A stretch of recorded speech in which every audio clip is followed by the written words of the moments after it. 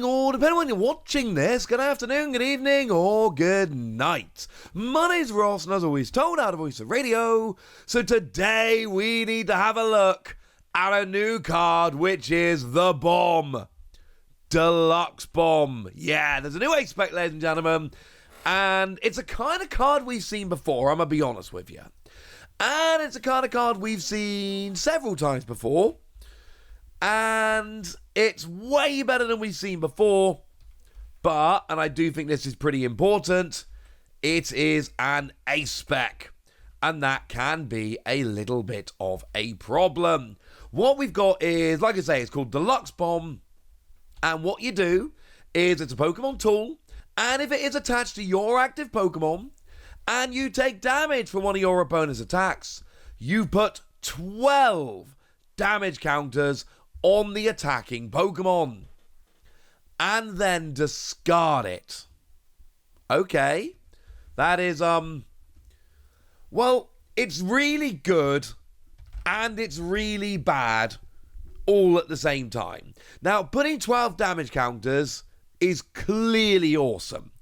That's clearly a brilliant thing. Because if we look at cards like this in the past, like Bursting Balloon was great. Bursting Balloon was a great card, saw a bunch of play. That was 6 damage counters. And an important note between them, Bursting Balloon fell off at the end of your turn regardless. This falls off at the end of your turn if you place damage counters with it. So you can essentially leave it sitting on a bench Pokemon for several turns and then bring it in and go nuts afterwards if you so wish. Now, this is double Bursting Balloon, but it's an Ace Spec. You can only play one of these in your deck. That is a bit of a problem. We don't want to play one of these in our deck, we want to play 4. Not only that, but it's a tool. And it's a tool that works on your opponent's turn. What that means is, I cannot guarantee this is ever going to work. Whereas something like, I mean, let's take the obvious, let's take Prime Catcher. I play Prime Catcher, I gust my opponent's Pokemon, I get the benefit of it. Or Ancient Drum, for instance. I play it, I draw cards, I have gotten benefit from that card. This is, I attach it to my Pokemon, my opponent attacks, if it's there when my opponent attacks, I get the benefit from it.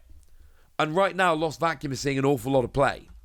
And if my opponent plays a Lost Vacuum, then I have lost my Ace Spec, my only Ace Spec, for nothing.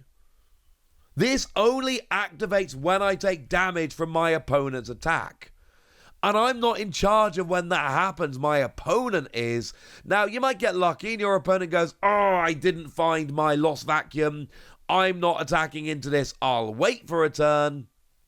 But you know what? It's not exactly perfect, is it? No. No, it's not. Now, there is an awesome combo to be made here with the new Orthworm EX.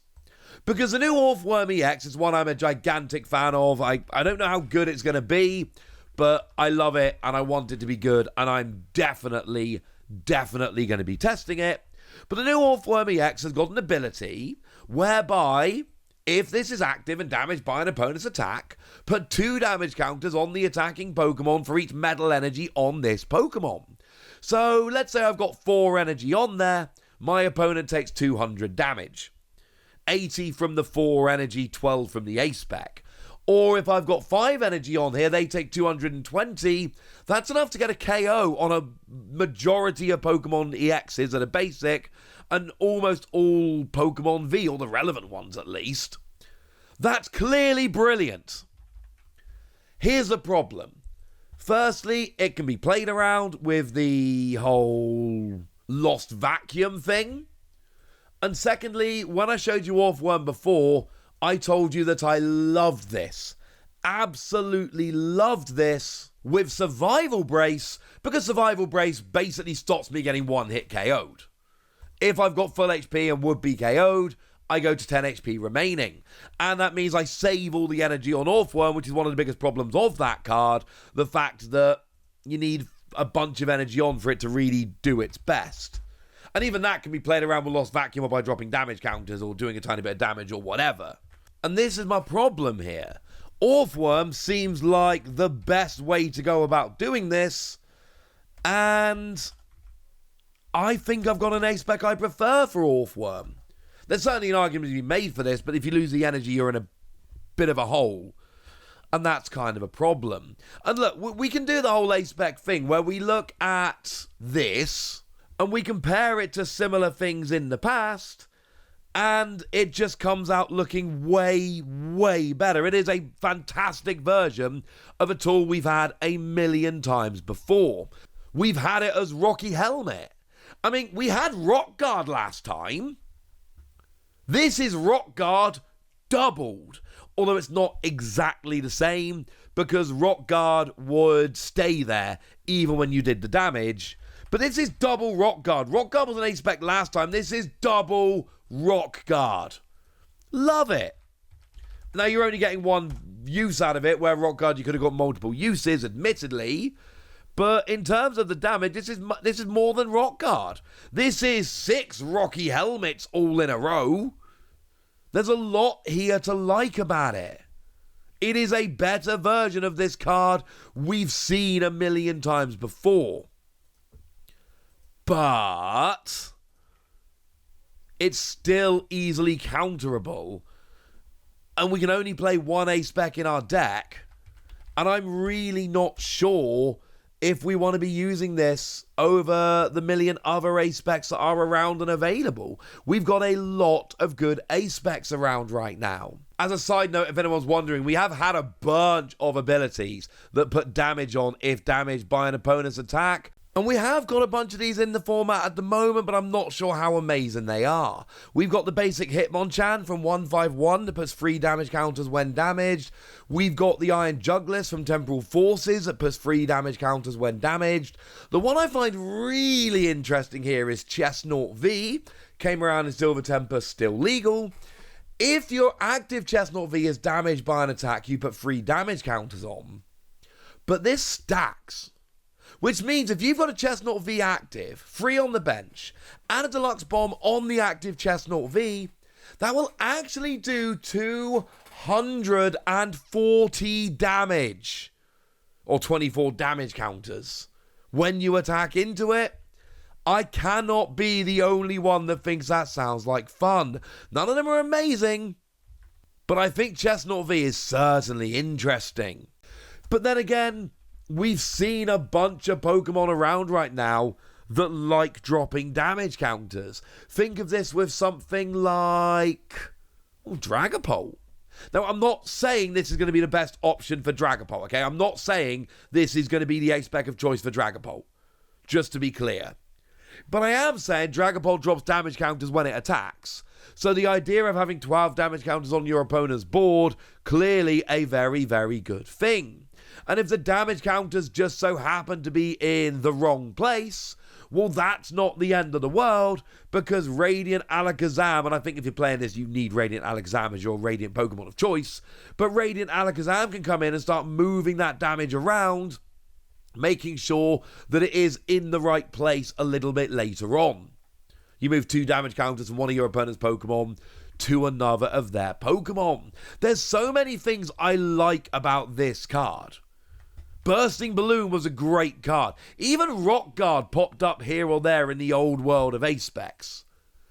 But I just think with Lost Vacuum being as prevalent as it is right now, and it is absolutely everywhere, see so much play, and with this being in your opponent's control, and there being so many good viable Ace Specs around, this takes a big hit. I can absolutely see this seeing play in a bunch of decks. 12 damage counters is a phenomenal amount. I showed you that Dusclops the other day is looking like a really good card. And that's the one that drops 5 damage counters if you KO it. And I showed you there's the Dust Noir as well, which is also seeing a bunch of play. It's one of the best cards from Night Wanderer, Shrouded Fable, which drops 12 damage counters when KO'd, which is phenomenal. No, it's not even 12, it's 13 damage counters when KO'd. So clearly those kind of cards would combo nicely with this. To put that into context, you hit something with Deluxe Bomb, and then you KO Dusknoir to drop 13 damage counters on it, that's 25 damage counters. That will KO basically any Pokemon V, any basic EX. There are uses for this, but I think my conclusion here is that it's a super awkward card that you have to use in a really specific deck that's going to make the most of it. It is very easily countered. It's a kind of card where you need to know, or at least have a really good guess, how many Lost Vacuum your opponent is playing and know when they've gone through them. Because if you know your opponent's out of Lost Vacuum, this becomes a significantly better card. Late in the game, maybe after something like an Iono and your opponent's got very little resources, you can maybe force your opponent to attack into this. But my point I'm making here is that it's just, I'm constantly sitting here going, you need this, you need that, you need this to work out, you need to be careful of this. And that's the problem. Whereas we've got things around like Prime Catcher, which are just always going to give you value in every single matchup. And your opponent, I mean, I know there are ways to minimize the effectiveness of it, but they can't really play around it like they can play around this. I'm going to go ahead and give it a tentative 3 Wassies. I think there is potential here, but I also think there are a lot of downsides. Rocky Helmet saw a decent amount of play, and I'm not saying a lot, but I'm saying it was in some decks. Back in the day when we had Ace Specs before, this is double Rocky Helmet. Maybe it's got a chance. Maybe. But I want to know what you think. I want to know if you think it's good. I want to know if you love it. I want to know what decks you might want to be playing it in. So go nuts in the comment section, but be nice! And then make sure you like this video, subscribe to this channel, follow me on Twitter at The Wasi. That's where we talk about Pokemon and a whole bunch of other card games. And please do consider checking out patreon.com/PTCG Radio, where you can support the channel, get some bonus podcasts, join a Discord, and all kinds of fun things. And get shout-outs on the channel, like the lovely Jelena Renji, who's a lovely person who's helped us out of a bunch in the past and is a very nice person. So shout out to them for the support and the loveliness. But by far the most important thing, as always, look after yourselves till next time, would ya? Thank you very much for watching. My name's Ross, and you've been watching PTCG Radio.